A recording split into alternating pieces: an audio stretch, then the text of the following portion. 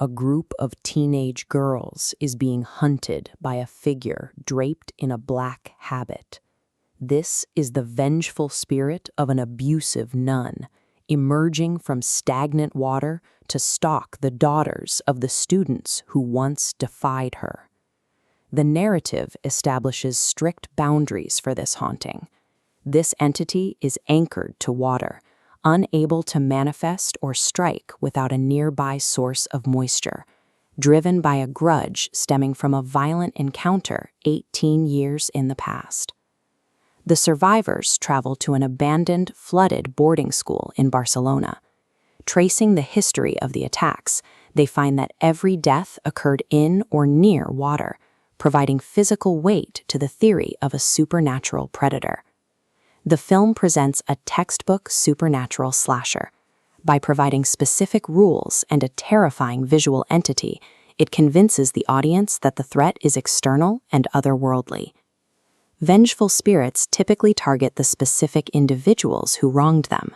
However, Sister Ruth waits nearly 2 decades to strike, ignoring her actual killers to hunt their children, victims who weren't even born when the original crime occurred. This inconsistency points to a different reality. The protagonist, Eve, is the perpetrator. She has been the one carrying out the violence throughout the entire story. Eve's brain has completely restructured her perception of the world. To shield her conscious mind from the weight of her own actions, her subconscious manufactured the ghost story as a protective layer. This is a dissociative persona. A dissociative persona is a secondary identity created by the mind to compartmentalize trauma or actions that the primary self cannot mentally reconcile. The story evolves into a study of a mind turned into a prison. The audience moves from observing a haunting to analyzing the mechanics of a psychological fracture. The origin of this fracture dates back 18 years. A group of students, including Eve's mother, murdered their abuser, Sister Ruth, in a desperate attempt to escape her cruelty. As a child, Eve witnessed the aftermath.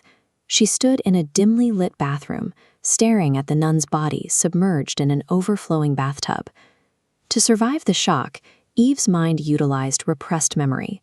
A repressed memory is a psychological defense where the brain unconsciously blocks out a catastrophic event to protect the individual's ability to function.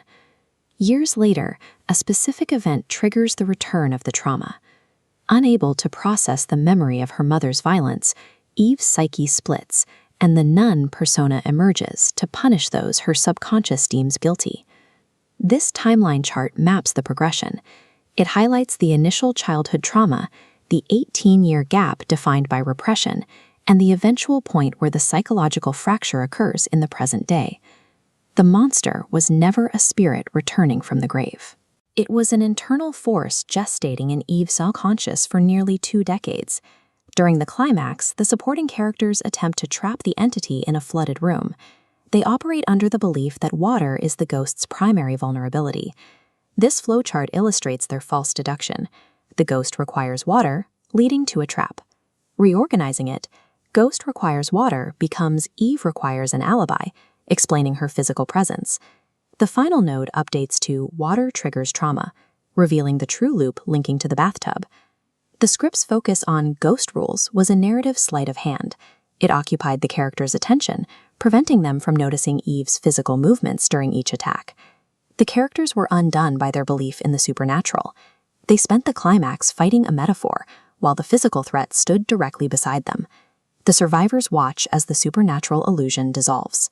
In the flooded corridor, they finally see that Eve and the nun are the same person. The physical evidence, the wet footprints, and the proximity to the victims aligns perfectly with Eve's presence. The ghost was simply a violent projection of her broken mind. This reveals the film's core theme: generational trauma. Generational trauma refers to the transmission of the psychological effects of a trauma from the original victims to their descendants. The crime committed by the parents poisoned Eve's childhood. The violence they used to kill the nun forced their child to eventually embody the very person they tried to erase. The victim and the perpetrator occupy the same physical space. The terrifying face of the nun seamlessly blends into Eve's confused, terrified expression. The most dangerous monsters originate in our own minds, manufactured as a desperate attempt to survive the weight of the trauma we inherit.